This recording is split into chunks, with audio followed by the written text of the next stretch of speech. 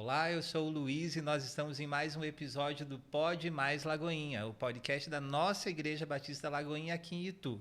E hoje eu tenho o privilégio de receber a pastora Maísa, nossa pastora oficial. Tudo bem, pastora? Tudo certo, graças a Deus. Que prazer em te receber aqui. A pastora Maísa deixou marido, filhos, trabalho, casa para estar aqui conosco. Olha que privilégio meu e seu de ouvirmos essa mulher de Deus. Obrigada. Pastora, eu comentei com algumas pessoas da nossa igreja que você já morou na África e todo mundo ficou surpreso. Conta para nós essa história. Como que você foi parar na África? Pois é, bem diferente, né? Falar que já morou na África, as pessoas gostam mesmo de conhecer um pouquinho como é que foi. Mas eu fui para a África no ano de 2009, né? Já tem bastante tempo, mas foi através do seminário na qual eu estudei. Então, o seminário que eu fiz, quando eu tinha por volta de 18, 19 anos, eu fui fazer o seminário, que a proposta eram 2 anos de teórico e 1 ano de prática. Então, eu fiz o curso específico de missões e morei em Santa Luzia, ao lado de Belo Horizonte, durante 2 anos, me aperfeiçoando, recebendo mais da parte de Deus, tanto na parte emocional, como também na parte acadêmica, né? Missiologia, antropologia, contextualização e tantas outras matérias, assim, que é bem interessante. Você fez o CTMDT, né? Eu fiz o CTMDT no ano de 2005 e no ano de 2006.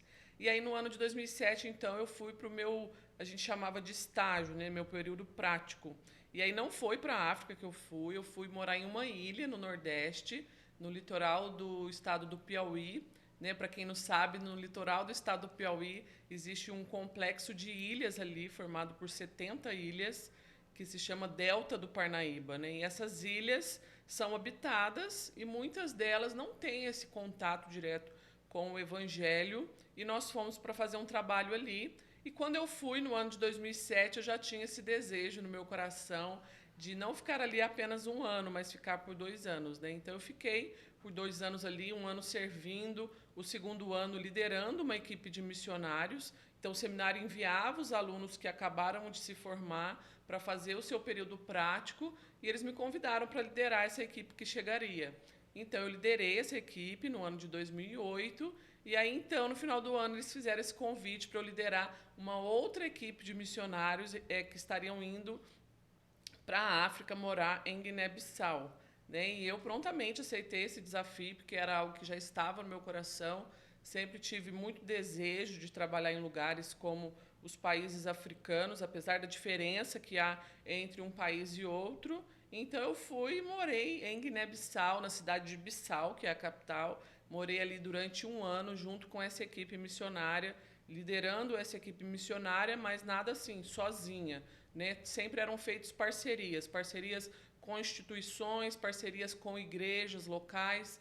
Então, nós fomos para uma parceria específica com uma igreja de Guiné-Bissau, e ali nós ficamos servindo durante 1 ano, tanto na capital como também dentro de algumas tribos africanas que a gente teve acesso, e a gente podia fazer trabalhos quinzenais nesses lugares. Mas foi uma experiência assim, muito enriquecedora. Né? Eu falo que todo ser humano que tivesse essa oportunidade de estar inserido em outra cultura que seja completamente diferente da sua cultura nativa é uma experiência maravilhosa. Né? Porque aí você percebe que as pessoas, as outras culturas, elas vivem diferente de nós, mas a gente pode se conectar com essas pessoas, a gente pode falar a mesma linguagem dessa pessoa.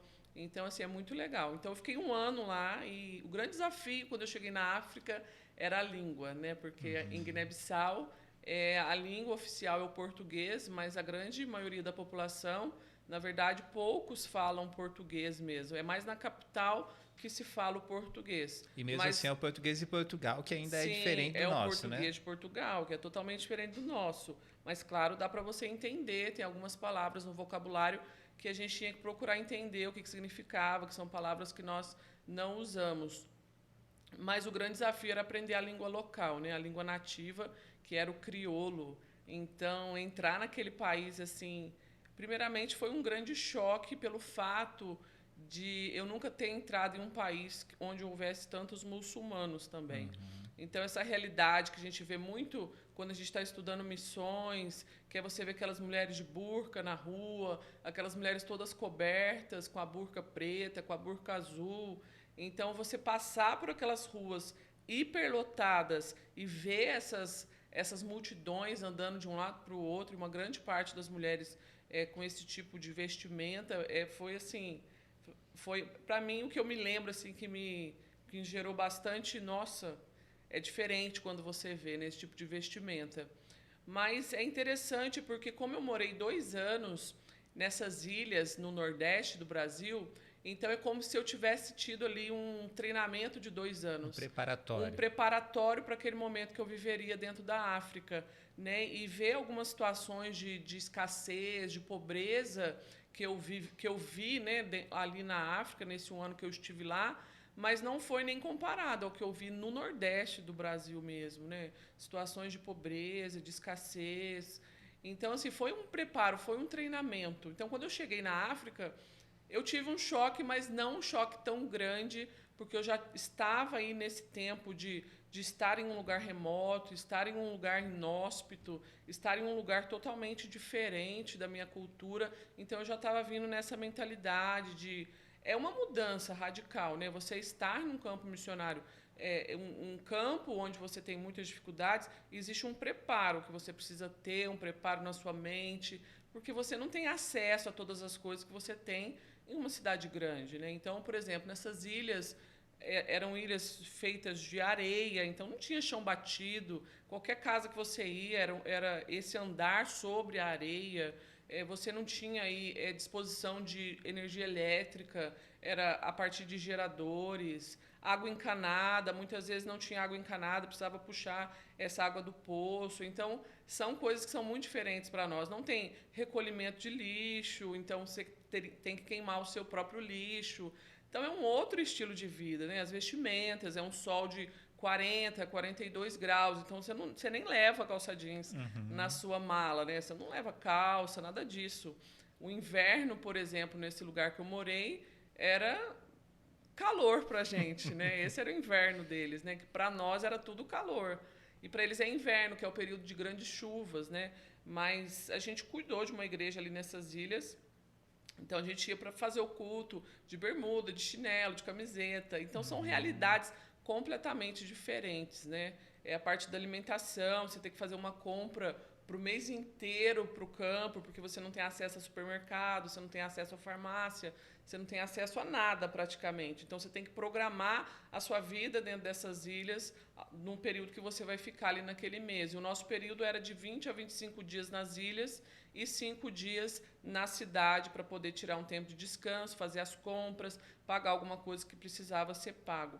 Já na África não foi tão essa realidade. Já na África a gente morou na capital, então a gente tinha uma casa alugada mesmo, era uma casa grande, de cerca de 4. A equipe era de quantas pessoas? A equipe era formada por 5 pessoas, a equipe.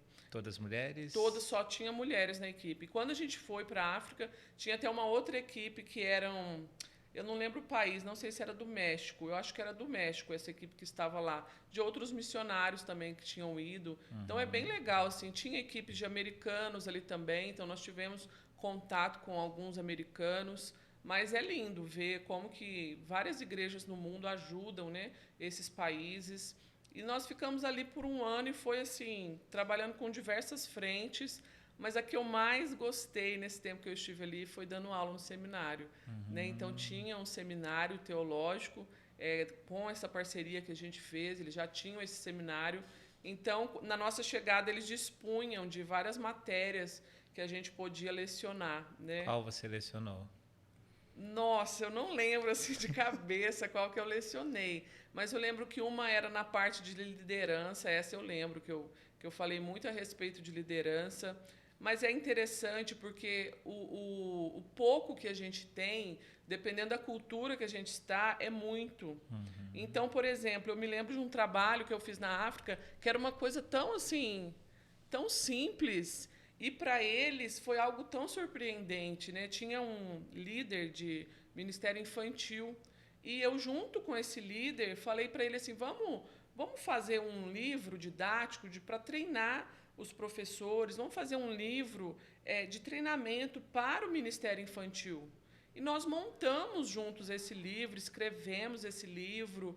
E aquilo para aquele líder foi algo assim surpreendente. E mesmo depois que eu saí da África, até hoje eu recebo mensagens de pessoas de Guiné-Bissau.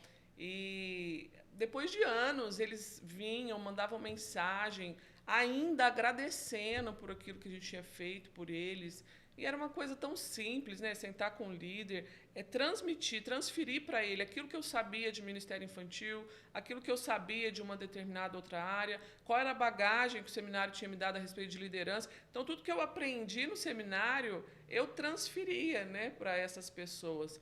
E isso foi algo assim, muito enriquecedor para eles. Você foi bem recebida? Teve alguma resistência? Como foi? Não, nenhuma. Nossa, a receptividade assim dos guineenses foi algo assim surpreendente. Eu lembro que quando a gente chegou, a figura da pessoa branca era uma figura assim bem chamativa, né? Então, quando a gente andava nas ruas, por exemplo, a gente ouvia algumas crianças, alguns adolescentes, a gente passava, eles faziam bullying com a gente, né? No Brasil isso se chamaria bullying. Mas quando a gente passava, eles gritavam assim: "Ei, branco pelele".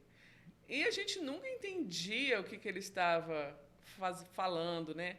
Aí um dia a gente sentada assim com o pastor, com a esposa dele, que eram os pastores da igreja local de lá, aí a gente compartilhou, falou: "Nossa, sempre que a gente passa na rua, a gente ouve algumas pessoas gritando branco pelele".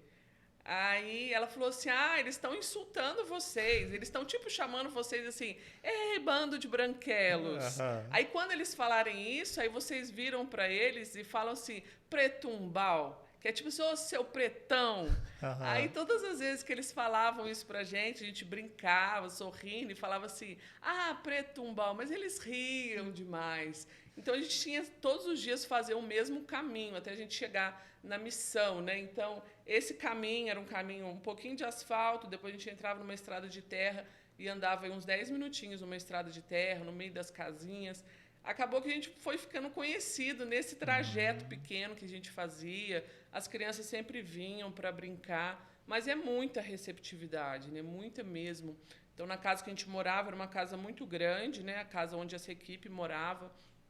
E eu lembro que tinha algumas janelas, assim, uma janela específica na cozinha, e essa janela dava para várias casas, assim. E essas crianças, todas as manhãs, elas estavam na nossa janela, querendo conversar, querendo que a gente desse atenção para elas. Eu tenho fotos assim muito lindas, a gente saía no portão, vinha aquele tanto de crianças, de adolescentes, pessoas que você nem conhece, e elas vinham com aquele coração que eu sei que vocês têm algo para nos entregar, né? E eu falo assim que foi uma experiência muito maravilhosa. Eu voltei assim muito edificada. O meu retorno, né, a gente chama de, dentro de missões, a gente chama de choque reverso, né? A gente trabalha muito o choque cultural. Quando você entra numa nova cultura, o primeiro momento é a fase do encantamento, né? Tudo é diferente, tudo é novo, a cultura é diferente, a língua é nova, as pessoas se vestem diferente, eles comem comidas diferentes, então tudo isso é uma novidade. Então essa fase do encantamento, né? Você quer comer comida nova, você quer experimentar.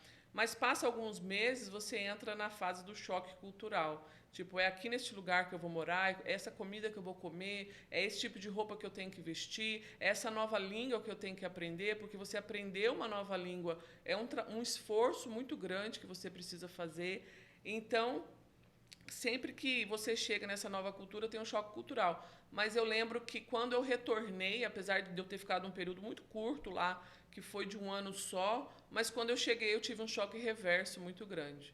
Né? Eu lembro que eu sofri bastante emocionalmente quando eu cheguei. Eu lembro que eu cheguei no comecinho de dezembro, no final de dezembro minha família ia fazer o Natal, e eu vi aquilo tudo e o meu coração não estava ali junto com a minha família, né? É bem um processo assim de uma profunda tristeza, uma pequena depressão nesse choque reverso. E eu lembro as coisas que me incomodavam.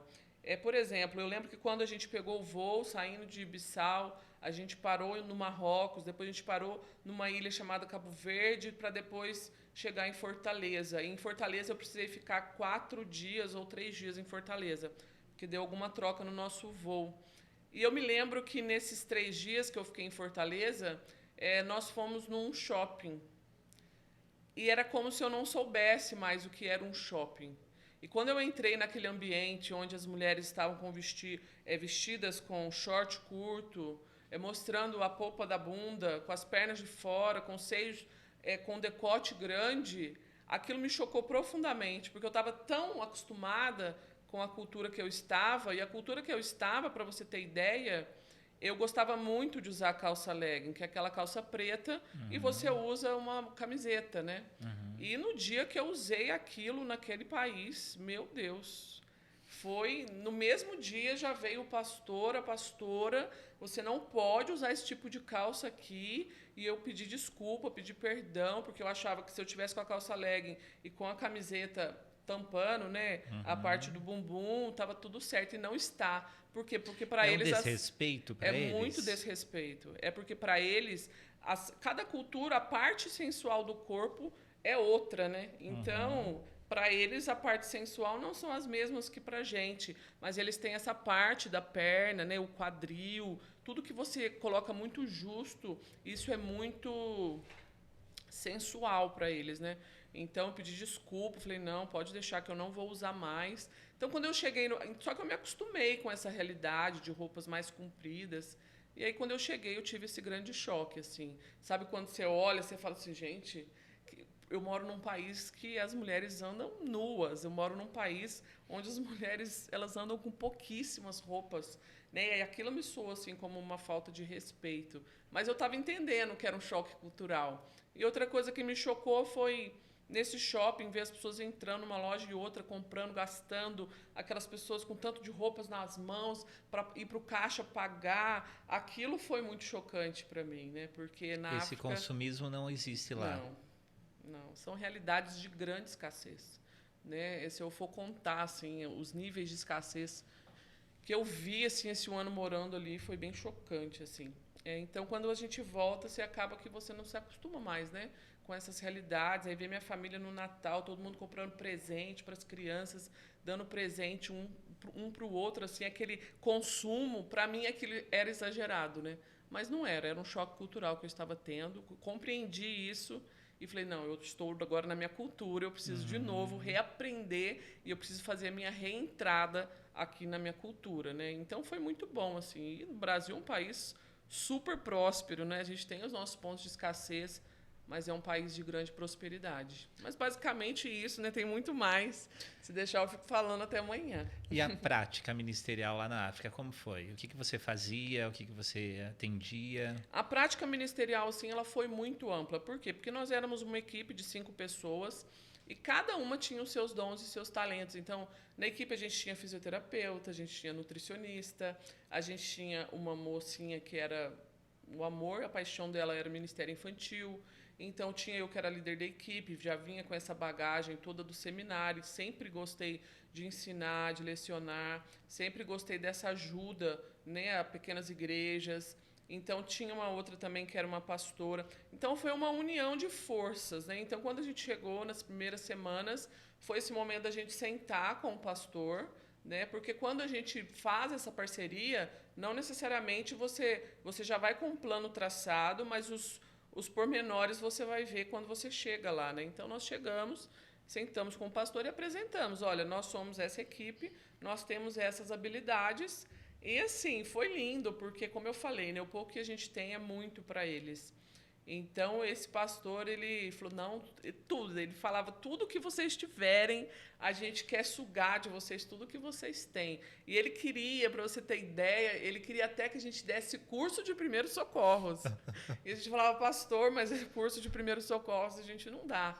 Mas tinha uma moça que tinha umas noções, né, a parte de fisioterapia. Então eles querem tudo que você tenha assim, para oferecer. Mas basicamente assim, a gente se envolveu muito no ensino dentro do seminário e um trabalho que foi muito relevante. Nós éramos 5 meninas, né? Então nós fomos divididas para cada uma para uma região do país, porque a realidade das igrejas na África é muito diferente. Aqui a gente tem as denominações, né? E nesse país específico que a gente estava, não existiam as denominações. A igreja total do país inteiro ela é uma igreja só, ela é uma igreja centralizada. Então, no ano que eu fui, eram cerca de 40, 45 igrejas no país todo. Então, existe essa unificação das igrejas.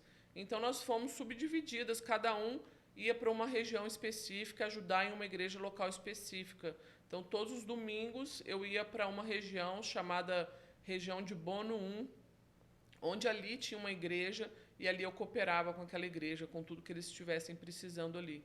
Nós fazíamos também trabalhos quinzenais, que já eram dentro das tribos, né? Porque esses trabalhos, ajudando as pequenas igrejas, eles eram alcançando os bairros da capital, né? Mas esse trabalho quinzenal, ele já era um trabalho onde a gente viajava para o interior de Guiné-Bissau, que aí é onde a gente encontra as verdadeiras realidades de escassez. Na capital você tem, mas você não vê com tanta frequência.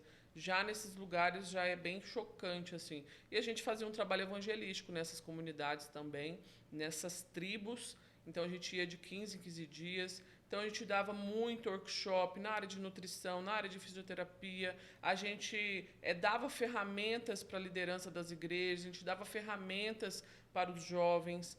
Então, para você ter ideia, tinha um encontro que a gente participava, era um culto de jovens que existia.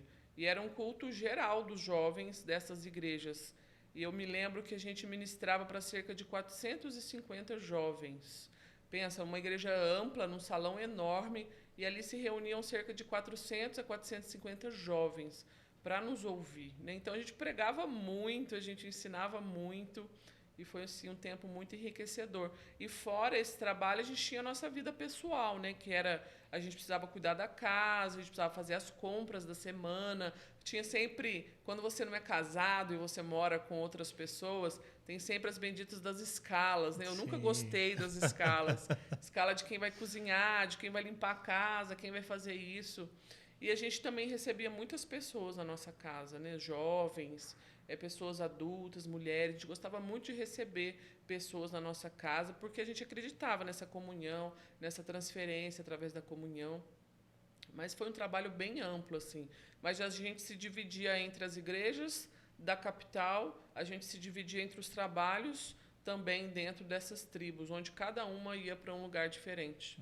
Então, os acampamentos que as igrejas faziam, nós íamos, ministravam, os acampamentos infantis que tinha, e era tudo de forma coletiva, né? Nada individual. A igreja tal está fazendo um acampamento, a igreja tal... Não, a igreja de Bissau está fazendo um acampamento. Então, as igrejas elas eram muito unificadas, era bem interessante. Aqui no Brasil, nós somos acostumados a uma celebração de 1h30, mais ou menos. E lá, como eram as celebrações? Exatamente igual aqui? Completamente diferente, né? Isso foi também algo que eu achei bem interessante. Os nossos cultos aqui, dependendo da igreja, tem duração de 1 hora a 2 horas, né? Nunca passa disso, né? Dificilmente vai alcançar aí as 2h30. Mas lá não, os cultos são muito mais extensos, eles têm duração de 3 horas, 4 horas. E eu tenho uma experiência assim que eu sempre conto, é um culto que eu fui, a igreja estava em jejum, né? Então eles falaram, olha, nós vamos jejuar. E a gente jejua durante todo o dia, durante todo o culto, a gente jejua. E eu falei, vamos jejuar. Só que no meu corpo não estava preparado para o jejum deles, né? Então eu me lembro que eu fui para o culto da manhã, naquele domingo, era um culto de ceia, onde a igreja inteira estava em oração, estava em jejum. E aquele culto durou 6 horas, né? Uau. Foram 6 horas de culto. E isso é normal. E eles dançam. O período da palavra em si, ele é um período bem curto nos cultos de Bissau, né? Porque as expressões são diferentes, a forma de aprendizado é diferente. Então, no Brasil, dentro das igrejas, a gente aprende muito com a pregação, com o louvor também é muito forte. Mas lá, a forma como eles mais aprendem é através das canções e através também das danças, né? Então, eles investem muito em danças, em canções, e é muito bonito de se ver. E eu lembro que eu fui para esse culto durou 6 horas, eu comecei a passar muita fome. Eu falei assim, pastor, aí eu chamei a pastora da igreja, falei assim, pastora do céu, eu tô morrendo de fome, pastora, eu preciso comer alguma coisa. E eu já estava assim, horas e horas fazendo jejum. Eu falei, pastora, vocês não vão almoçar? E ela, não, hoje é um dia que nós estamos fazendo jejum. Eu falei, pastora, eu não dou conta desse jejum. E eu me lembro assim que era um jejum bem extenso que eles faziam, né? Mas assim, a forma de se alimentar deles é muito diferente da nossa, né? Esse comer de 2 em 2 horas é uma realidade muito da nossa cultura, que não necessariamente existe nas demais culturas, né? Mas lá eles não comem de 2 em 2 horas. Então, são refeições em momentos assim, mais pontuais do dia.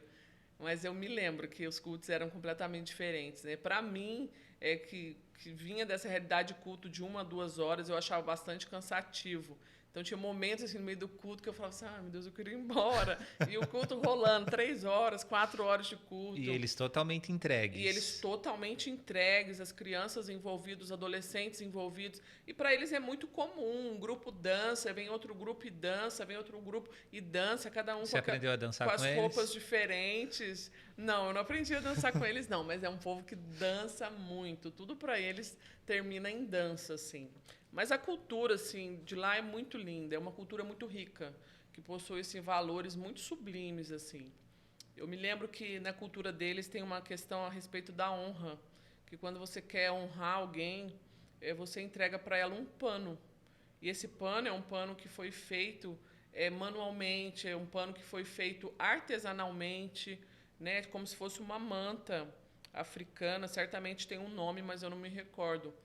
E eu me lembro que quando a gente foi embora daquele país, que as pessoas da igreja, os irmãos todos que nós conseguimos alcançar nesse 1 ano, eu lembro que na despedida eu ganhei muitos panos, mas foram panos e panos. Eu cheguei no Brasil com um tanto de pano e minha mãe falou assim: o que eu vou fazer com esse tanto de pano? Eu falei: guarda aí, porque são os panos que eu ganhei. E para eles tinha esse significado. O pano, ele representa honra, né? Então eles estavam honrando essa equipe que tinha prestado 1 ano servindo ali a nação deles. Então, assim, aqui a gente dá um chocolate, a gente dá um Uhum. cacau show, né? Lá eles dão panos, né? E eram mantas bem grandes, todas bordadas, era a coisa mais linda.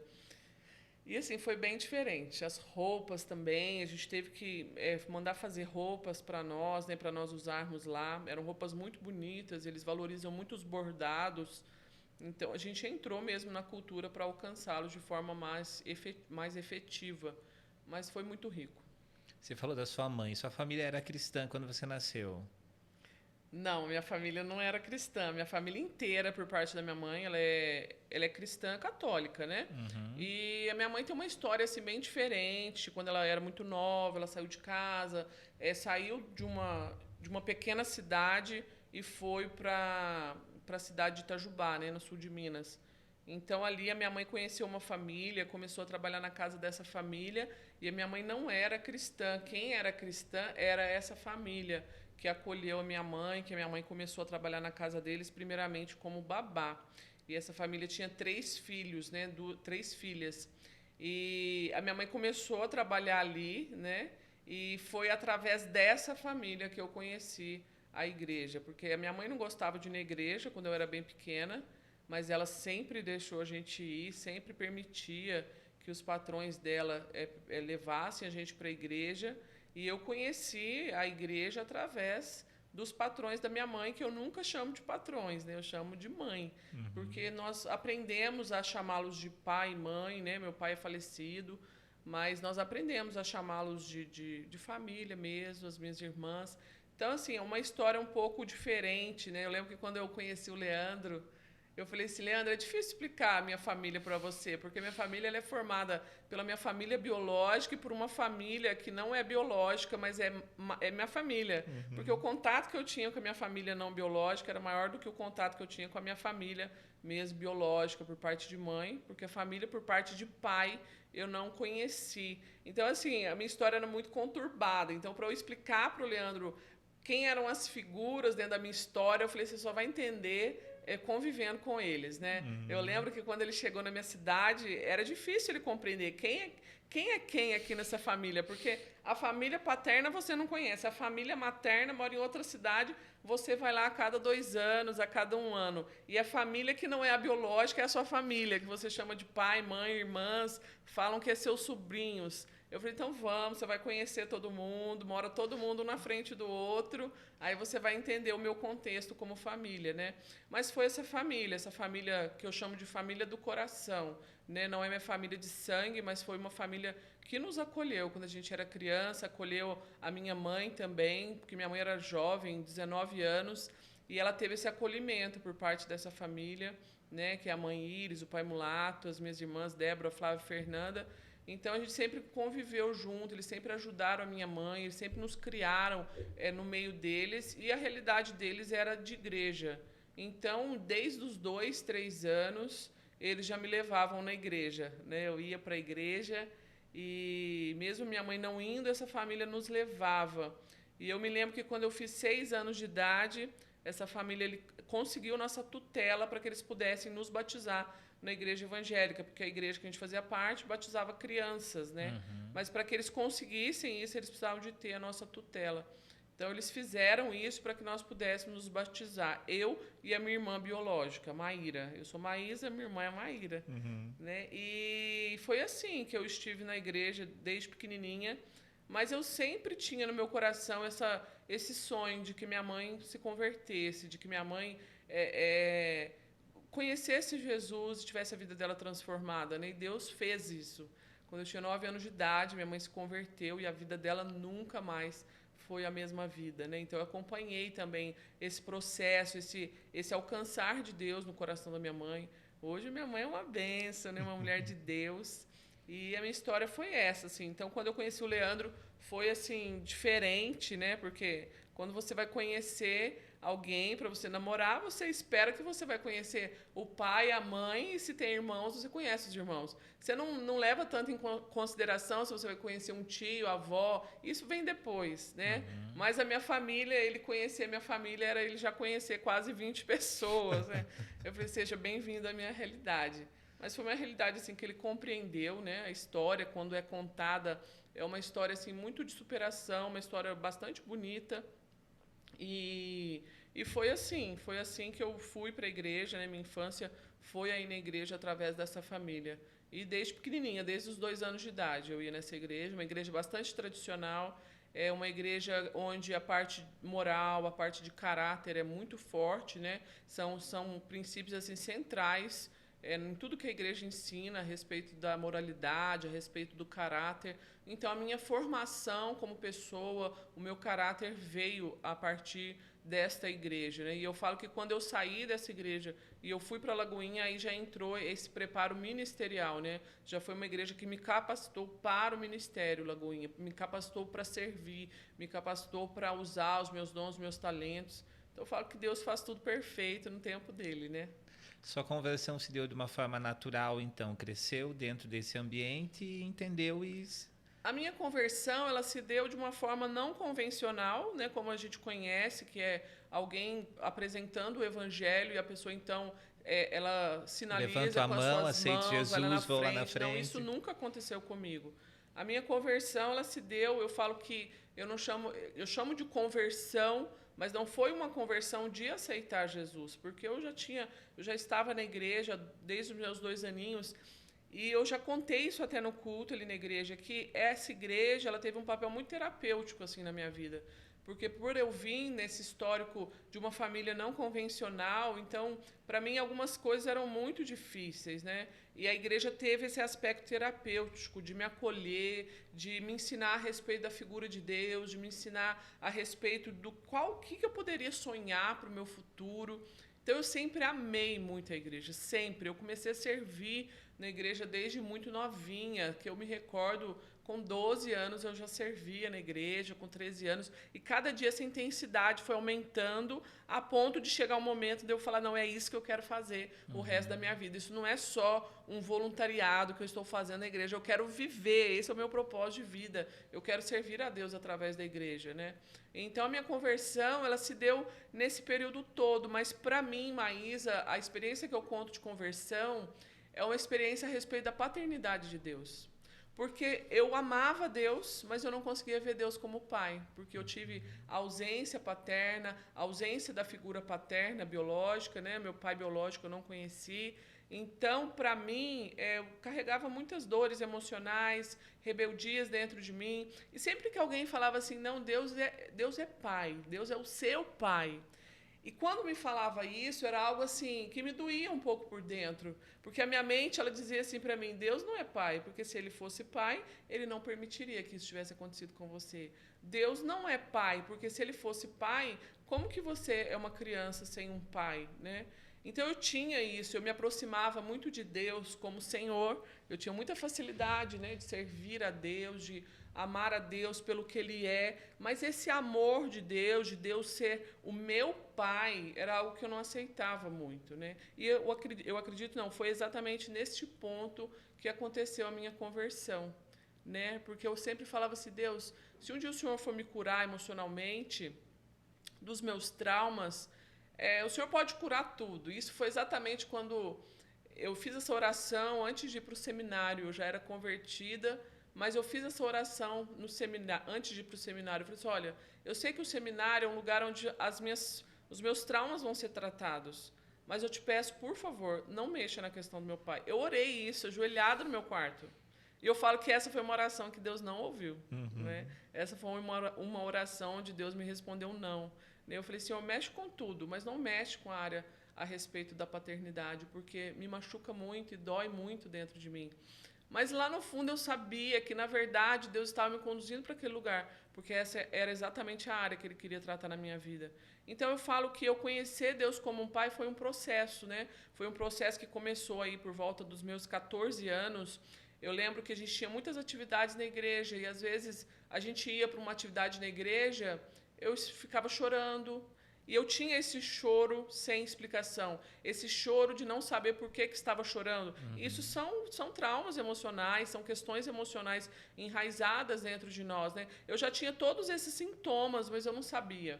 Mas eu sempre chorava, eu sempre estava assim, com sentimento de baixa autoestima, eu tinha muitas coisas dentro de mim. E sempre que falava a respeito da figura do meu pai biológico, eu me lembro, assim, recordo plenamente, eu sentia muita raiva, né? Vinha essa raiva de dentro de mim, um ódio, uma raiva. E eu fui percebendo que eu viver e eu carregar esse peso seria algo muito pesado para a minha vida adulta, né? Eu carregar esse fardo, porque era um fardo, as minhas dores emocionais eram um fardo para mim. Então, eu carregar isso era algo muito pesado. E foi onde eu compreendi, onde eu me abri e falei, Senhor, eu me abro para tudo que o Senhor tem para mim. E esse processo de cura, que ele seja um processo conduzido pelo Senhor, porque eu não sei qual caminho eu tenho que trilhar para alcançar essa cura, mas eu me abro para o Senhor fazer aquilo que o Senhor tem que fazer. E eu falo assim, que foi quando eu fiz essa oração e eu abri mesmo o meu coração, eu fui conhecendo um outro Deus. É o mesmo Deus, mas era uma face de Deus da qual eu não tinha desfrutado, que era Deus como Pai. E aí, quando eu conheci Deus como Pai, tudo à minha volta mudou, né? Porque aí veio o meu valor, veio a minha autoestima, veio eu me reconhecer como uma pessoa de valor. E eu lembro que Deus ministrou muito comigo a respeito do meu próprio nome, porque Maísa significa pérola. E eu me lembro que eu estava no devocional orando, e o Senhor ministrou fortemente o meu coração, um coração de menina, um coração de adolescente praticamente, o Senhor ministrando que eu era essa pérola preciosa, que Ele sempre havia guardado, que Ele sempre havia protegido, que Ele sempre havia conduzido. Né? E outro aspecto que Deus me mostrou bastante foi que eu não tive esse pai biológico, mas Deus proveu todas as pessoas que eu precisava para o meu cuidado, para o meu sustento, para que eu me tornasse uma pessoa adulta. Então, assim, eu sempre tive muito apoio na minha infância, apoio na minha adolescência. Então, assim, ver tudo isso foi muito importante para essa entrada na minha vida adulta, porque eu falo assim, a vida do adolescente é muito difícil, porque o adolescente é essa entrada dele na vida adulta. E como que você entra na vida adulta sem ainda saber quem você é? Como que você entra na vida adulta tão confuso ainda por dentro, né? E eu sempre me derramei aos pés do Senhor e falava, Senhor, me conduza nesse caminho, porque sozinho eu não posso chegar em lugar nenhum. Né? Dentro de mim há tristeza, dores, traumas, mas eu sei que o Senhor pode me tirar desse lugar para que o Senhor faça o que o Senhor sonhou comigo. Porque como que o Senhor promete tantas coisas para mim, tantos sonhos bonitos, eu tenho certeza que o Senhor não deseja concretizar tudo isso em um coração ferido e machucado. Então foi onde eu me abri para a cura de Deus, essa cura veio. E eu não falo que ela veio, essa cura ela vem. Né? Porque ao longo da minha caminhada eu falo que existem uns momentos onde Deus pega na nossa mão e fala, filha, vem cá, tem mais algo aqui que eu queria trabalhar com você. E Ele, mesmo na vida adulta, recentemente Deus tem trabalhado coisas tão lindas comigo. Já sou casada, tenho filhos, e recentemente Deus estava trabalhando algumas coisas de cura comigo. Então, assim, é muito sublime, assim. Mas minha conversão, eu falo que ela foi no processo. Eu me converto todos os dias, eu estou me convertendo até hoje. mas a primeira experiência, assim, que foi não apenas uma experiência emocional, mas uma experiência racional, onde eu compreendi o amor de Deus, onde eu compreendi que era para esse Deus que eu queria entregar o resto da minha vida, foi por volta aí da minha adolescência, quando eu tive esse primeiro encontro com a paternidade de Deus. E quando foi que você entendeu que você queria ir para o seminário, ser uma missionária, ir para a África e tudo mais? Então, eu comecei a servir na igreja muito cedo, né? Então, eu sempre conto as minhas histórias, né? Na verdade, eu não conto a minha história, eu conto relances da história, né? Uhum. Porque tem muita história aqui. Mas eu lembro que quando eu era adolescente, eu amava ir na igreja. Eu amava ir na igreja. Então, eu saía da aula 11h30 da manhã, eu ia para a igreja, né? Minha mãe ficava igual uma doida, cadê a Maísa? E ela sabia que se eu tivesse... Não tinha celular para avisar na época. Não tinha celular, não tinha WhatsApp, mas ela já sabia, se eu não aparecesse em casa, ou eu estava na igreja, ou eu estava na casa do pastor, né? Ou eu estava com as filhas do pastor, eu sempre estava envolvida com alguma coisa da igreja. E a sua mãe nunca se opôs? Não, minha mãe nunca se opôs. A única coisa que minha mãe, ela não gostava muito é que eu sempre fui muito assim para frente, assim, eu sempre fui muito eu era meio rebelde assim, sabe? Então se eu falava que eu ia, se eu falava que tinha um evento de adolescentes, ela falava assim, olha, 11 horas você tem que chegar em casa. Eu não chegava às 11, eu chegava às 11h30, 11h40, então às vezes ela já estava lá na porta do prédio onde a gente morava, lá de pijama, com aquela cara de brava, tipo assim, você combinou comigo que você ia chegar às 11 horas e você está chegando às 11h30. Em alguns aspectos, assim, quando eu conto até pro Leandro, ele fala, nossa, você era uma adolescente muito louca. Como é que sua mãe deixava você fazer essas coisas, né? Mas eu sempre fui, assim, impetuosa, sempre gostei de fazer. Eu falo que eu sempre fui líder também, né? Uhum. Eu era aquela que liderava os meus amigos. Vamos para a cachoeira, vamos não sei aonde, vamos não sei aonde. Sempre fui muito ativa. Mas onde que a gente estava mesmo? Da missão, como você entendeu? Aí você falou que você saía da Isso. escola e ia para a Isso. igreja. Então, aí eu saía da escola, ia para a igreja e sempre pedia pro pastor, tem alguma coisa para fazer? Eu sempre gostava de estar ali, né? E aí, quando adolescente, assim, eu já me envolvi com a igreja, dando aula para criança. A igreja ela tinha um trabalho numa comunidade na minha cidade, num lugar bem carente. E todo domingo ela tinha ali naquele lugar escola dominical, tinha culto. E tinha falta de professores, né? Professor de escola bíblica infantil não é uma falta que a gente tem hoje, né? Uhum. Isso foi ao longo de todas as gerações. A gente tem falta de professores de ministério infantil. E eu lembro que eu sempre me dispunha, muitas vezes não sabia nem como dar uma aula, mas eu ia com o meu coração, né? E eu ministrava aquelas crianças ali. E a cada vez que eu ministrava, é como se uma gotinha estivesse enchendo meu coração e aquele desejo, eu quero fazer isso para o resto da minha vida. Eu não sei como, eu não sei como vai ser, eu não sei por onde Deus vai me conduzir, mas eu sempre tive esse desejo de servir. Porém, a igreja que eu estava é uma igreja tradicional onde tem pouco espaço para mulheres líderes. Né? As mulheres líderes, geralmente, elas fazem parte do grupo de mulheres, elas poderiam executar um trabalho social. Mas, assim, a mulher mesmo, você tem um seminário que envia mulheres, a minha igreja não tinha isso. Né? A minha igreja, ela tem, né, tinha os seminários, mas eram para homens. E eu falava, como que isso vai acontecer? Porque eu sou mulher e não tenho aonde eu estudar. E a Jocum sempre foi muito conhecida, mas eu nunca quis ir para a Jocum. Já tinha conhecido missionários da Jocum, e eu falei, não é isso que eu quero para mim. Por que não era isso que eu queria para mim? Porque a Jocum, ela tem a ETED, né? Eu acho que é esse o nome, ETED, onde você estuda 3 meses e faz o prático de 2 meses. Para mim, ser preparada durante 5 meses era muito pouco, muito. E eu falava assim, isso não vai ser capaz de me treinar, né? Eu queria um seminário mesmo, uma coisa séria, uma coisa mais que me desse um diploma, que eu pudesse depois continuar uma teologia, alguma coisa assim.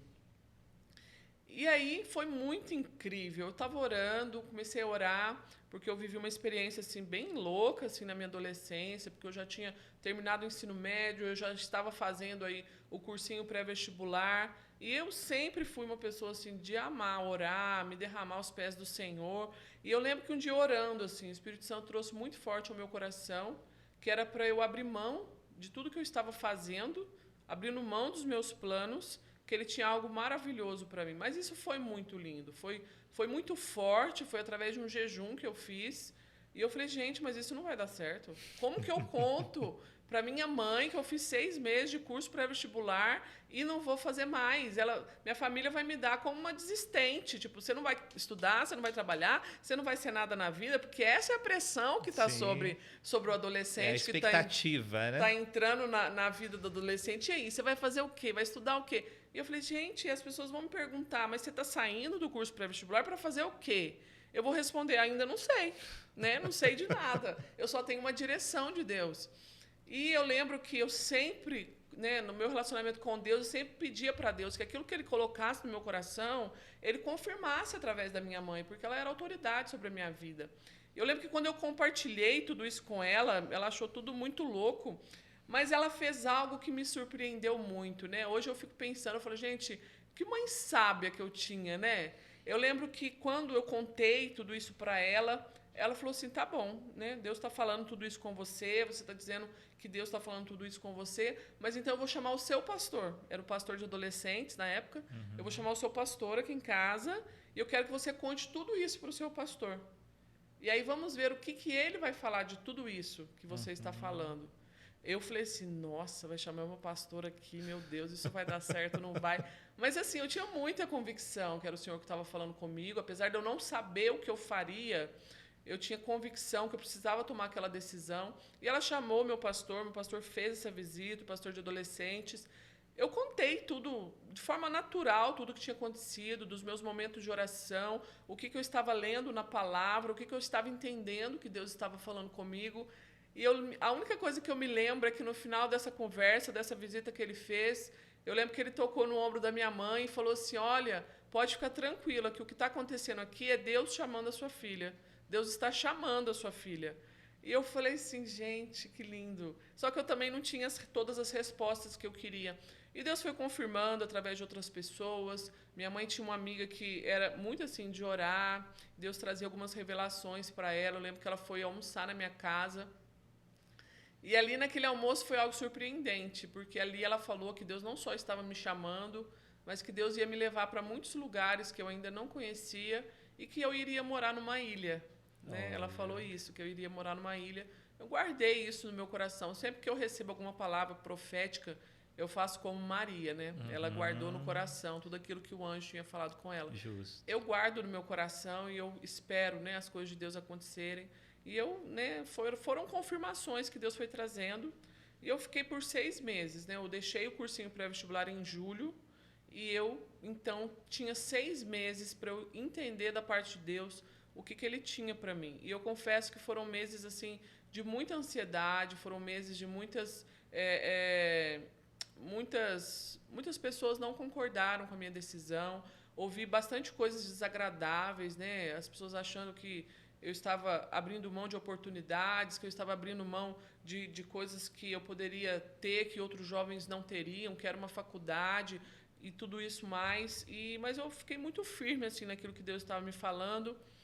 E foi surpreendente, porque em novembro, a minha outra líder, né, que eu tinha de adolescentes, ela virou para mim, eu contei tudo para ela que estava acontecendo comigo, e então ela falou assim, você conhece um seminário chamado CTMDT? E eu falei assim, nossa, nunca ouvi falar, que tanto de letra é essa, gente, CTMDT. Ela é um seminário do Diante do Trono. Eu lembro que na minha mente eu falei assim, nada a ver comigo, Diante do Trono. Diante do Trono é coisa de música, de louvor, eu não odeio cantar, meu negócio é outra coisa, eu gosto de missões, eu gosto de teologia, né? E ela falou assim, eles estão lançando um seminário, chama CTMDT. Eu falei assim, ela chamava Tatiana, ela é esposa de pastor hoje. E ela chamava Tati, e ela falou assim, pesquisa para você ver. Eu lembro que naquela época as pessoas ainda estavam assim, não era todo mundo que tinha computador em casa ainda, né? Mas eu lembro que na casa dos meus pais, do coração, tinha um computador. Eu fui para esse computador e peguei o Google e digitei lá CTMDT. Eu falei, vamos ver se esse negócio existe, que ela tá falando. CTMDT. Luiz, quando eu abri aquela página na internet, foi algo assim impressionante. Eu abri aquelas páginas e aquela página estava dividida no meio. Aí ela estava escrito louvor e na outra parte estava escrito missões. E na hora que eu li ali missões, estava escrito embaixo, conheça a grade curricular.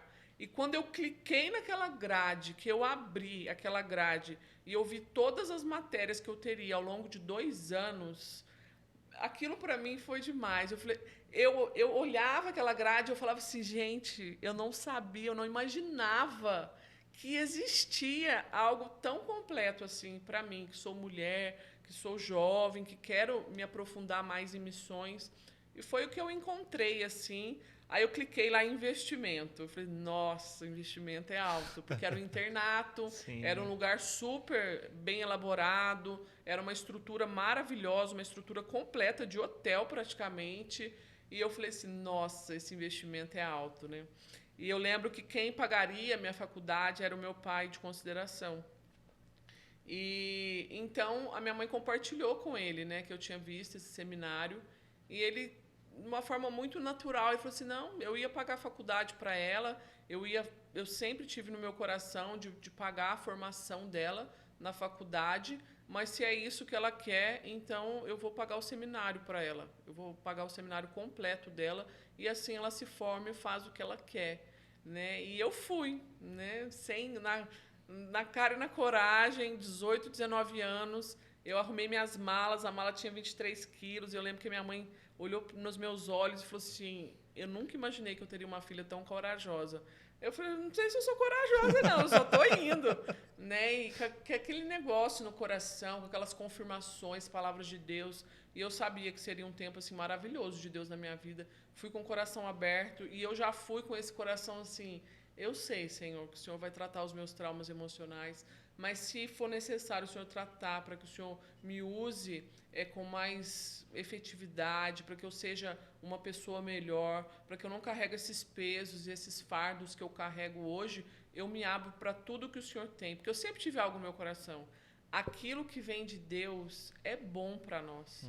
Ainda que doa no começo, ainda que machuque um pouco, se vem de Deus para nós, é sempre o melhor. Eu falei assim, então, Deus, eu me abro, eu me rasgo aqui. E eu cheguei naquele lugar rasgada, eu cheguei naquele lugar aberta, eu cheguei naquele lugar assim, eu quero tudo que este lugar tem para me oferecer, eu quero. E eu me lancei, né, no meu relacionamento com Deus, nos estudos, a parte acadêmica era fascinante, os livros que você tinha que ler, a parte de missões, e fora os estágios que você tinha ao longo de 2 anos, né? A gente fazia trabalhos em escolas públicas, em orfanatos e tantos outros lugares. Então foi assim, foi um treinamento completíssimo que eu tive nos 2 anos de teórico e depois no meu 1 ano de prático. Eu falo que minha vida ministerial, o início dela foi aí mesmo, né? Onde eu me formei e tudo mais. Então foi basicamente isso, né? A história é longa, mas basicamente isso. E quando foi que o Leandro entrou na sua vida? Pois é, o Leandro... Nos bastidores, a Maísa me disse assim, existe uma Maísa antes do Leandro e depois do Leandro. O Leandro ele também veio assim para mudar bastante assim, a minha vida, né? Em vários aspectos. Mas assim, eu sempre tive esse lado meu de ser ativa, querer fazer para Deus, querer servir. E faz parte do seu temperamento também. E faz parte isso, do meu temperamento, da minha personalidade, né? Eu sou da ação, eu sou 100% ação. Mas tinha algo que ao longo dessa caminhada toda ministerial que eu tive, tinha sempre uma falta, que era o quê? Eu tenho sonhos de me casar. E os sonhos de me casar não eram sonhos da vida adulta, eram sonhos que eu sempre tive desde muito menina. Eu sempre tive sonhos de me casar, de formar uma família. Eu tinha essa convicção forte no meu coração que eu teria uma família estruturada, eu teria um marido de Deus. Isso eu sempre tive essa forte convicção no meu coração. Mas aí eu fui para o seminário, aí eu pensava, quem sabe no seminário, né, eu encontro alguém. E hoje, assim, eu já mais adulta, né, eu lembro do meu seminário, falei, gente, que tempo gostoso, né? Eu lembro que eu cheguei no seminário, um rapaz começou a gostar de mim, aí um outro também se declarou. Eu falei, nossa, não é que os meninos estão gostando de mim, não é? E eram homens, assim, muito de Deus, assim, mas eu não tinha essa confirmação no meu coração, né, de ser algo de Deus mesmo. Apesar de serem pessoas de Deus, a gente estava indo por caminhos diferentes. E aí fui para o seminário, nada aconteceu no seminário, né?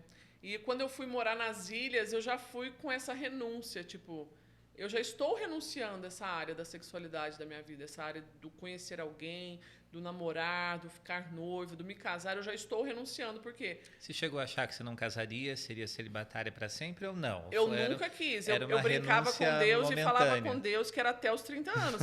Que se eu não casasse até 30, eu ficaria muito triste com Deus. Porque eu sempre quis muito casar, sempre, sempre, sempre.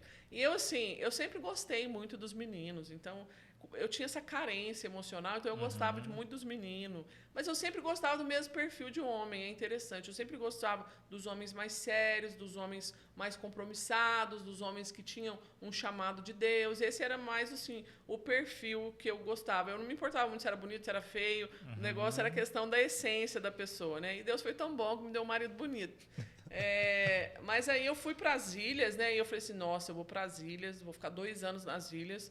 A possibilidade de aparecer alguém é mínima, porque eu vou estar lá Com um morando nativo você numa não queria ilha. casar. Não, porque não tinha também muitas opções, né? E a diferença cultural é muito grande. E quando você estuda missões, tem uma parte de missões onde você aprende como que é importante você saber separar as coisas, né? Do seu trabalho no campo e da questão emocional. Então, a gente é meio que orientada a nunca se envolver com o nativo. Claro, tem histórias lindas que já aconteceram nesse sentido, mas a gente sempre aprendeu que são exceções, né? Não é bem a regra. E quando eu fui, eu falei assim, não, já vou fazendo essa renúncia, porque a possibilidade de eu encontrar alguém é mínima, né? Mas eu sempre, no meu coraçãozinho, eu sempre estava gostando de alguém, né?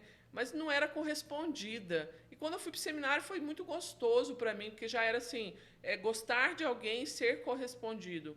Mas mesmo sendo correspondido, não necessariamente foram as pessoas assim que eram para eu ter me casado. Mas aí, então, no seminário, nada aconteceu, e eu sempre com essa mentalidade de esperar em Deus, esperar em Deus, esperar em Deus. E essas experiências todas, eu ainda nunca tinha namorado. Então, isso sempre foi algo que me incomodou muito. Tipo, o tempo foi passando, mas e aí, Deus? Eu estou te servindo, e aí eu estou me doando para o ministério, mas eu estou sozinha, eu não me envolvi com ninguém, não tenho namorado, não casei, não noivei. Aí chega um momento que você fala assim, não, tem alguma coisa errada aqui. E eu me lembro direitinho que um amigo meu chegou em mim e falou assim, deixa eu te falar uma coisa, você sonha em casar? Eu falei, sonho. Ele falou assim, então para você casar, você precisa tirar essa rodinha do seu pé. Você tem uma rodinha no seu pé, você quer estar lá, quer estar cá? Que homem que vai acompanhar uma mulher assim, que cada dia quer estar num lugar? Para, menina!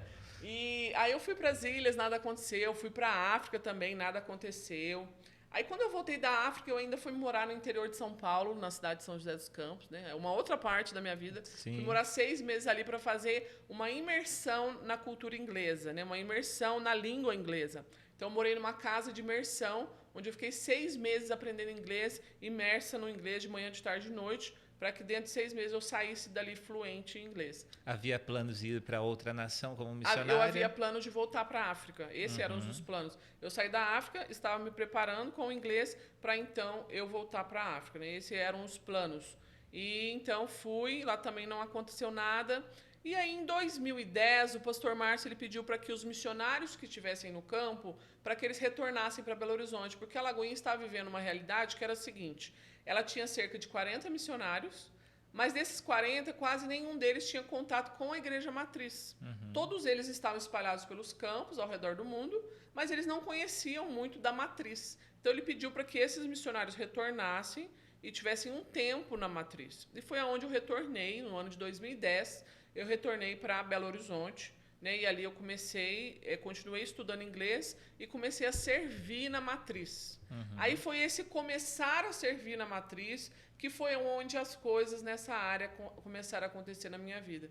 Então, assim, eu fiz planos para voltar para o campo missionário, juntamente com os meus pastores. Nós fizemos várias tentativas do meu retorno para o campo missionário. A princípio, eu moraria no Egito durante 2 anos. Então, a gente fez essas parcerias.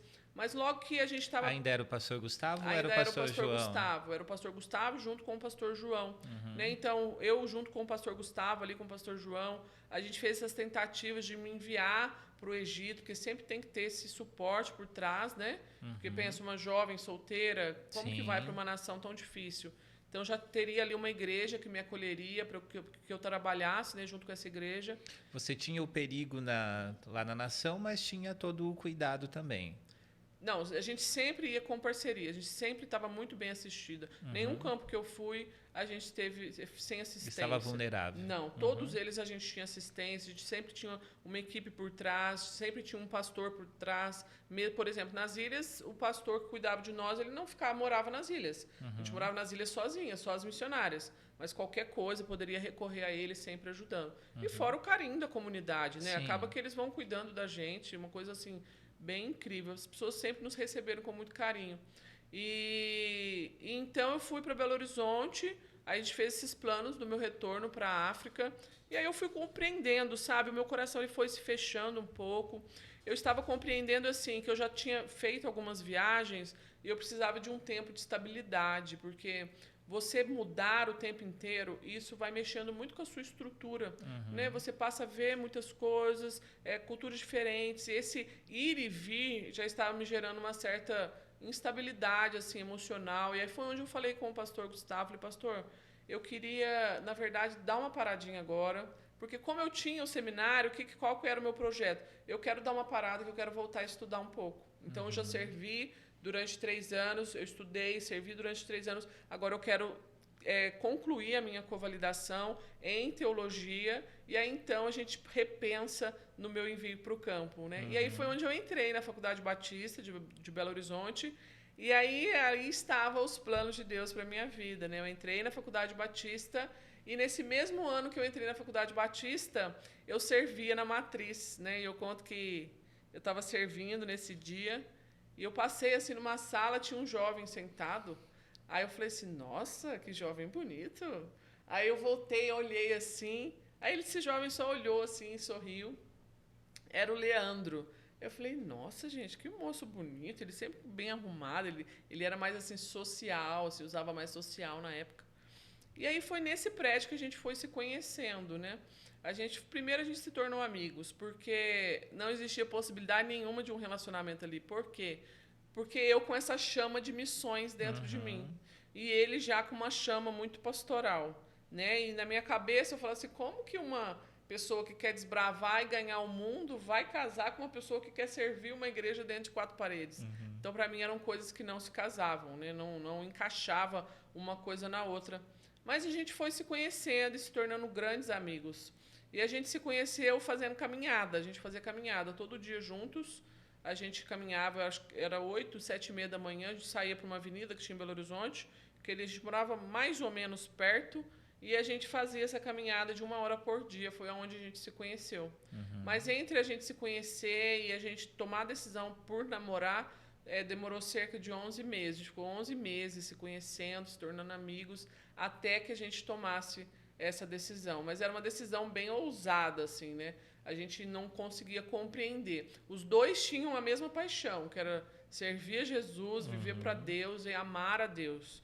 Né? A gente tinha um carinho especial um pelo outro. Mas como que seria esse futuro, a gente ainda não tinha um vislumbre de como seria. Mas aí, quando a gente teve um propósito de oração, a gente ficou orando um tempão juntos. Aí, depois desse propósito de oração, então, a gente começou a namorar. E aí, quando começou a namorar, e tudo melhorou, assim, as coisas vão se encaixando, os pensamentos vão se encaixando, os planos vão se encaixando. Aí, quando você fica noiva, aí se encaixa mais ainda. E aí, então, depois veio o casamento, depois de 2 anos e meio. Então, foi 2 anos e meio entre namoro, noivado e casamento. Entre namoro, noivado e casamento foram 2 anos e meio. Vocês ficaram quanto tempo em Belo Horizonte até vir para Itu? A gente casou no ano de 2015, então nós ficamos 2015, 16, 17, 18, 19 como casados em Belo Horizonte. 4 anos. Nós ficamos 4 a 5 anos. A Maria nasceu quando? A Maria nasceu quando a gente morava em Belo Horizonte. A Maria nasceu no ano de 2016. Então a Maria e a Liz em Belo Horizonte, a Maria e o João é ituano. Todos eles nasceram em Itajubá, no sul de Minas. Mas eles foram gerados quando a gente morava em Belo Horizonte, e o João já é o filhinho daqui, o ituaninho, né? Daqui de Itu. Mas as duas foram geradas lá. E como foi para você deixar a missão e se tornar a esposa do pastor? Foi um desafio assim, muito grande. Não foi assim uma transição de um dia para o outro, né? Eu falo que é uma transição assim demora um pouco mais. Mas eu convivi assim com esses sentimentos de querer desbravar o mundo em missões, mas ao mesmo tempo com um desejo muito grande de formar uma família, né?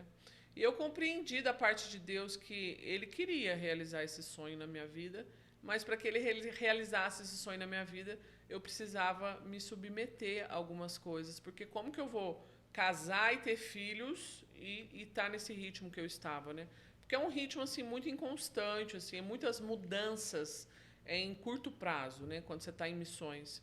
E aí eu compreendi, eu falei, não, eu quero casar, eu quero formar uma família, isso é o que eu quero para mim. E para mim, ser esposa de pastor é privilégio, é honra, porque eu posso ajudar junto com ele, né? E a minha mente ela foi se expandindo, porque eu tinha uma concepção assim de que Deus ele me queria somente no meio de pessoas mais necessitadas, em comunidades mais carentes. Sempre tive um amor muito grande por esse público. Mas o Senhor foi, até antes do Leandro mesmo, o Senhor foi ampliando a minha mente no sentido que não, são todas as pessoas. É qualquer tipo de pessoa, independente de cor, independente de raça, independente de classe social. O desejo de Deus é que todas as pessoas sejam alcançadas. Então eu falo assim, eu continuo sendo uma missionária. O meu coração é missionário. Eu, quando olho eu em tu, eu estou em missão. Eu estou em missão com um público completamente diferente. Não é um público como o público das ilhas, não é um público como o público que eu tive na África, é um outro tipo de público. E vou dizer, às vezes esse tipo de público ainda é mais desafiador. Às vezes não, na maioria das vezes é mais desafiador. Por quê? Porque quando você está num lugar carente, onde você não tem recursos, as coisas de Deus elas são vividas com muita intensidade. E as pessoas têm muita honra por aquilo, respeito, honra, e elas investem muito naquilo, porque é tudo que elas têm. Agora, quando você está num contexto onde você já tem uma oferta muito grande de várias coisas, no meio da igreja, as pessoas ficam um pouco confusas e elas vão confundindo igreja com estrutura. Então, eu vou para a igreja que tem a melhor estrutura, eu vou para a igreja que tem o melhor som, eu vou para a igreja que tem o melhor telão. São outras realidades, né? Então, a gente convive com desafios que são diferentes. Mas o público é diferente, mas a mensagem do evangelho é a mesma, a disposição do nosso coração em servir é o mesmo. E o nosso coração, meu e do meu esposo, alguns irmãos da igreja ficam tristes quando a gente fala isso, né? Ninguém quer que a gente fale isso. Mas é a realidade do nosso coração. A realidade do nosso coração é: nós amamos em tu, nós queremos morrer em tu, mas nós estamos em missão à disposição do Senhor, né? Então, se um dia acontecer de na nossa história o Senhor querer nos transicionar de tu para um outro local e nós entendermos que isso vem da parte de Deus, nós somos filhos obedientes, né? E nós vamos. E há essa disposição no nosso coração de servir. Mas, para mim, eu passei a compreender de forma diferente. Não, eu estou sempre em missões.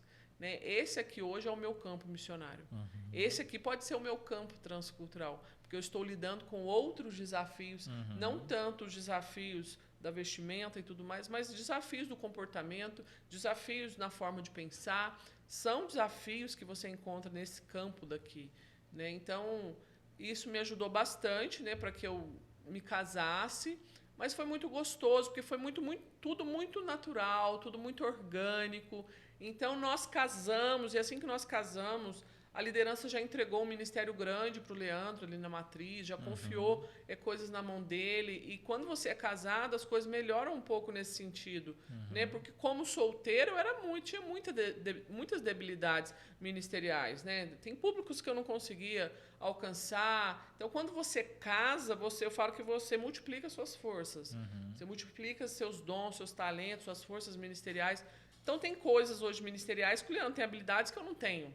E tem coisas que eu tenho habilidades que ele não tem. Então, aí a gente se junta e fala, vamos junto, que junto sempre dá certo.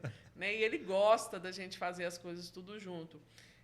Mas é basicamente isso. Assim, a minha mente se transformou muito ao longo desse processo. E hoje, o meu coração, eu falo que o meu coração agora ele é universal. Não universal da denominação. Sim. Mas hoje o meu coração é aberto, sabe? Para qualquer lugar que o Senhor nos enviar. Esses dias mesmo eu me vi assim pensando, gente, já pensou se Deus dá uma direção para a gente morar lá no meio da Índia, por exemplo, para a gente morar lá em tal lugar. E aí eu lembro que nesse dia eu brinquei e falei, não, Leandro, já pensou se Deus fizesse isso? qual que seria a sua resposta? Aí, muito rapidamente, ele respondeu, uai, se Deus estiver falando, nós vamos. Então, essa disposição no nosso coração, né? E eu tenho, assim, um princípio, assim, dentro de mim, que é esse princípio que eu ganhei em missões, que é não me apegar às coisas, né? Porque hoje eu estou numa cidade desenvolvida, eu estou numa cidade muito bem estruturada, hoje eu tenho conforto, eu tenho acesso a tantas coisas, só que, ao mesmo tempo que eu tenho tudo isso, no meu coração é como se eu não tivesse, eu não me apego a essas coisas. Por quê? Porque se eu me apegar muito a essas coisas, em algum momento eu for sair, eu vou sofrer mais. Então, para mim, eu chamo isso de maturidade, sabe? Eu consigo entender o lugar de cada coisa. É entender que coisas são coisas, pessoas Coisas são são pessoas coisas, e coisas pessoas, nos servem. Exatamente, coisas são coisas, pessoas são pessoas. Hoje eu estou aqui, amanhã eu posso estar em outro lugar, mas a questão do coração precisa continuar a mesma, né? Então, assim, é bem interessante, porque aí você vai se modificando ao longo do tempo, assim. Mas a gente se encaixou, foi uma bênção, assim. Fora a questão, assim, que eu recebi, que foi o casamento, né? Porque esse era o meu grande sonho de menina, me casar, me tornar mãe. E eu tenho sonhos ainda que ainda não são realidades, que ainda vão acontecer. Eu quero a minha casa cheia de netinhos. E eu falo com o Leandro, assim, Leandro, quando as crianças crescerem, casarem, nossos netos vão vir para nossa casa. Eu falo, não, cada um vai cuidar da sua casa, cada um vai. Eu falei, não, Leandro, nós vamos trazer tudo. Eu vou fazer almoço todo dia de domingo para eles almoçarem comigo. Ah, não, você vai ser aquelas mães que ficam só cobertando os... Não vou ser, eu quero espertinho de mim, Leandro. Então a gente brinca, né, dentro de casa com essas coisas. Mas, assim, é muito gostoso, assim. E eu falo que eu recebi um presente de Deus, né? Porque você está inserido numa família, meu Deus, isso é você literalmente viver o céu na terra. Né? Eu falo, eu vivo um pedacinho do céu nessa terra que é dentro da minha casa. Quando eu estou com meu marido, quando eu estou com os meus filhos, meu Deus, isso é maravilhoso. E era o grande sonho que eu tinha, né? Um sonho que eu abri mão, porque Deus estava me pedindo para abrir mão por um determinado momento, para que eu vivesse tudo que eu vivi em missões, mas era um sonho que estava ali, tipo, Deus, eu abro mão, mas olha com carinho para esse sonho meu, que é o meu sonho do casamento, que é o meu sonho de formar uma família. E no tempo certo as coisas aconteceram, né? Eu falo que eu casei velha, eu casei com 28 anos, e para mim isso era foi antes dos 30 o velha, limite que você eu falava, deu. Deus, eu brincava, Deus, se até 30 eu não casar, eu não caso mais. Então, sempre tem uma solteira desesperada. E eu falo assim, aqui, quantos anos você tem? Então, você não tem 30 ainda, fica tranquila aí que as coisas vão fluir, vão acontecer. Porque aí, quando você é jovem, você não vê possibilidade, você desespera. Eu era desesperada, tipo assim, meu Deus, eu não vou casar, meu Deus, Senhor! E aquele choro diante de Deus, meu Pai, quando que vai vir? Agora, hoje, eu nem lembro mais dessas histórias, né? De tanta alegria assim, que eu vivo, desses planos de Deus que se cumpriram na minha vida. Mas é uma bênção. Mas se você solteira com mais de 30 anos que está nos assistindo, Deus tem uma história Amém. específica para você.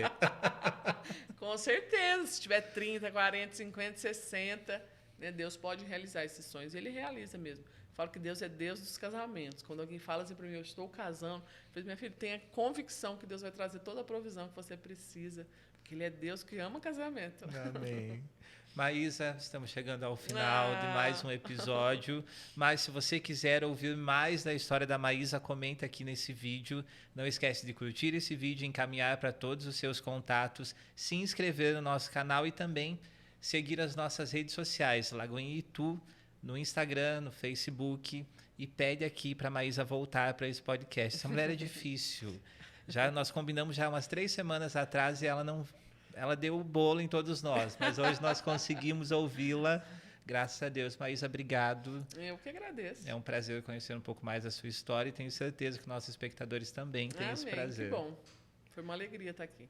Muito obrigado. Quero agradecer também ao Felipe, que está aqui nos bastidores, fazendo toda a parte da direção desse podcast. Nós estamos aqui no estúdio do Felipe, deixa eu colar o nome aqui, Altico. É isso, Felipe? É esse. Segue o Felipe nas redes sociais, Felipe Camargo, e segue também esse estúdio nas redes sociais para você conhecer um pouco mais essa estrutura. Deus te abençoe e até o nosso próximo episódio.